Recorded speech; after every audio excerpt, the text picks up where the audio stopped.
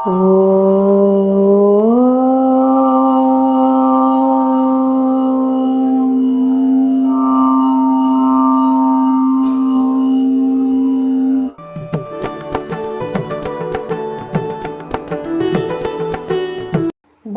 கோடிகள் அனைவருக்கும் ஜெயந்தி பாலசீனிவாசன் அநேக நமஸ்காரங்கள்.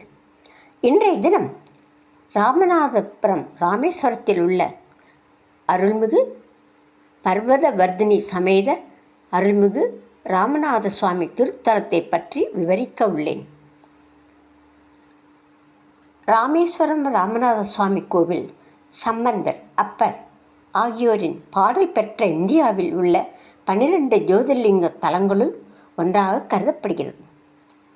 இத்தலம் மூலவர் பெயர் அருள்மிகு ராமநாத சுவாமி, அம்பாள் பெயர் அருள்மிகு பர்வதவர்தினி.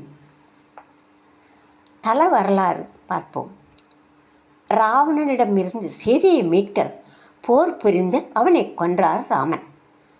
ராவணன் பிராமணனாதலால் ராமனுக்கு ஏற்பட்ட பிரம்மஹத்தி தோஷம் நீங்குவதற்காக அகஸ்தியர் ராமேஸ்வரம் வந்து சிவலிங்கத்தை பூஜை செய்து வழிபட்டால் தோஷம் நீங்கும் என்று ஆலோசனை கூறினார்.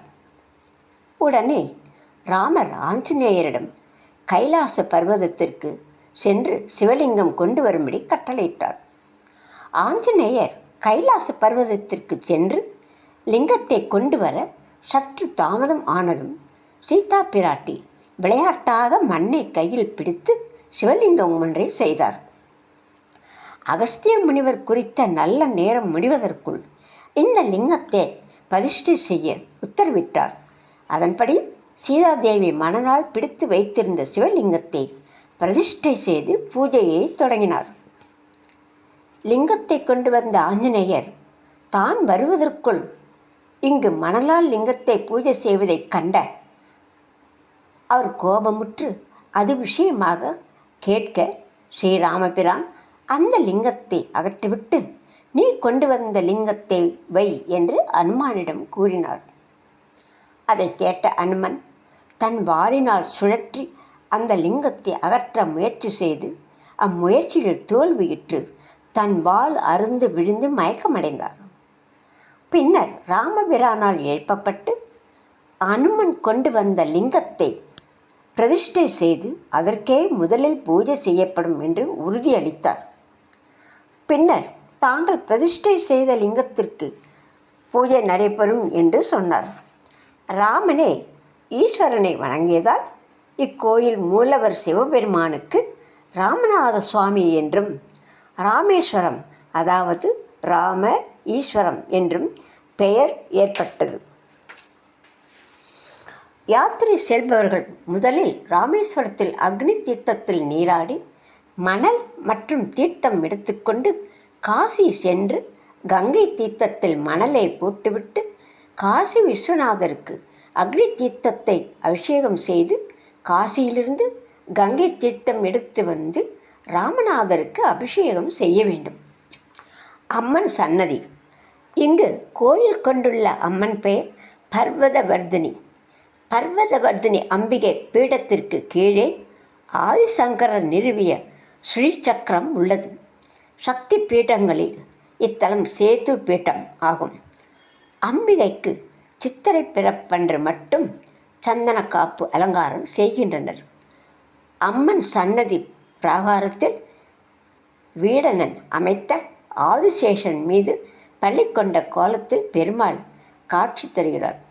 அம்பாள் சன்னதியில் அஷ்டலக்ஷ்மி மற்றும் மேற்கு நோக்கிய சண்டிகேஸ்வரி ஆகியோர் உள்ளனர். முதல் பிரகாரத்தில் சீதை அமைத்த மணல் லிங்கத்திற்கு ராமர் பூஜை செய்யும் சன்னதி அமைந்துள்ளது. சுவாமி சன்னதி. பல்லாயிரக்கணக்கான ருத்ராட்சங்கள் சேர்த்து பின்னப்பட்ட பந்தலில் நடராஜர் காட்சி தருகிறார். யோக கலையில் தேர்ச்சி பெறவும் நாகதோஷ நிவர்த்திக்காகவும் இந்த சன்னதியில் நாக வடிவில் உள்ள பதஞ்சலி முனிவரிடம் வேண்டிக் கொள்கிறார்கள். இரு லிங்கங்களுக்கு மத்தியில் சரஸ்வதி, சங்கர நாராயணர், அர்த்தநாரீஸ்வரர், ஏகாதச ருத்ர லிங்க சன்னதிகள் அமைந்துள்ளது. ஸ்படிக லிங்க பூஜை. கர்ப்ப கிரகத்தில் உள்ள ஆதிசங்கரர் பிரதிஷ்டை செய்த ஸ்படிக லிங்கத்திற்கு நாள்தோறும் காலை 5 மணி முதல் 6 மணி வரை பாலாபிஷேகம் செய்யப்படும். பிரசித்தி பெற்ற 3ஆம் பிரகாரம். ராமேஸ்வரம் கோயில் அடையாளமாக 3ஆம் பிரகாரம் பார்க்கப்படுகிறது. இந்த பிரகாரத்தில் 1212 தூண்களால் 690 அடி நீளம் 435 அடி அகலம் என பார்க்க பிரம்மாண்டமாக காட்சி தரக்கூடிய வகையில் அமைக்கப்பட்டுள்ளது. இந்த பிரகாரம் உலகத்திலேயே மிக நீண்டமான பிரகாரம் என்பது குறிப்பிடத்தக்கது. இங்குள்ள தீர்த்தங்கள். ஆலயத்தின் உள்ளே 22 தீர்த்தங்களும் வெளியே 22 தீர்த்தங்களும் இருப்பதாக கூறப்படுகிறது.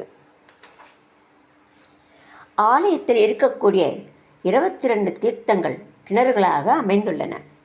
வெளியே இருக்கக்கூடிய 22 தீர்த்தங்களும் கோவிலுக்கு எதிரே அமைந்துள்ள அக்னி தீர்த்தம் என்னும் கடலில் அமைந்துள்ளது. ஆலயத்தில் இருக்கும் 22 தீர்த்தங்களும் மற்றும் அவற்றில் நீராடினால் ஏற்படும் பலன்களும் பார்ப்போம். மகாலட்சுமி தீர்த்தம் செல்வ வளம் அருள்வாள். சாவித்திரி தீர்த்தம் பேச்சு திறன் வளரும். காயத்ரி தீர்த்தம் உலக நன்மை ஏற்படும். சரஸ்வதி தீர்த்தம் கல்வி உயரும். சங்கு தீர்த்தம் சுக போக வசதி வாழ்வு தரும். சக்கர தீர்த்தம் மன உறுதி உண்டாகும். சேது மாதவ தீர்த்தம் தடைப்பட்ட பணிகள் வெற்றி பெறும். நல தீர்த்தம் தடைகள் நீங்கும். பிரம்மஹர்த்தி தீர்த்தம் பிரம்மஹர்த்தி தோஷம் தீரும். கங்கா தீர்த்தம் பாவங்கள் பொடிபடும். யமுனை தீர்த்தம் பதவி சேரும். கயா தீர்த்தம் முன்னோர்கள் ஆசி கிடைக்கும். சர்வ தீர்த்தம் முற்பிறவியில் செய்த பாவங்கள் நீங்கும். சிவ தீர்த்தம் சகல பிணிகளும் தீரும். சத்தியாமிர்த தீர்த்தம் ஆயுள் விருத்தியாகும். சந்திர தீர்த்தம் கலை ஆர்வம் அதிகரிக்கும்.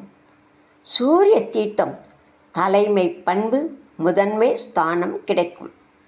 நீல தீர்த்தம் எதிரிகள் நீங்குவர். கவய தீர்த்தம் பகை மறையும். கவாக்ஷ தீர்த்தம் கவலை தீரும். கந்த மாதன தீர்த்தம் உங்கள் துறையில் தோஷம் தீரும். சர்வ தீர்த்தம் முற்பிறவியில் செய்த பாவம் நீங்கும். இங்குள்ள அக்னி தீர்த்தத்தில் நீராடி ராமநாதரை வழிபட்டால் பாவங்கள் நீங்கி வாழ்வு வளம் பெருகும் என்பது இந்து தர்ம நம்பிக்கை. விவேகானந்தர் 27 ஜனவரி 1897 ராமேஸ்வரத்துக்கு வருகை தந்து ராமநாத சுவாமியை வணங்கி ஆற்றிய சொற்பொழிவில் அன்புதான் சமயம், உடல் உள்ளம் இரண்டும் சுத்தமில்லாமல் சிவனை வழிபடுவதால் ஒரு பலனும் இல்லை. எனவே உடல் மற்றும் மன சுத்தத்துடன் தன்னை பிரார்த்திப்பவர்களின் கோரிக்கைகளுக்கு சிவன் செவிசாய்க்கிறார் என்றார். பக்தர்களே, இதுவரை ராமநாதபுரம் ஸ்ரீ ராமநாத சுவாமி திருத்தலத்தை பற்றி பல முக்கிய விவரங்களை பற்றி பார்த்தோம். நம்முடைய மூதாதையர்களுக்கு திதி தர்ப்பணங்கள் முதலியவற்றை செய்வதன் மூலம் அவர்களை திருப்தி செய்து அவர்களின் ஆசீர்வாதத்தை பெற்று அனைவரும் நலமாக வாழ பிரார்த்திக்கிறேன்.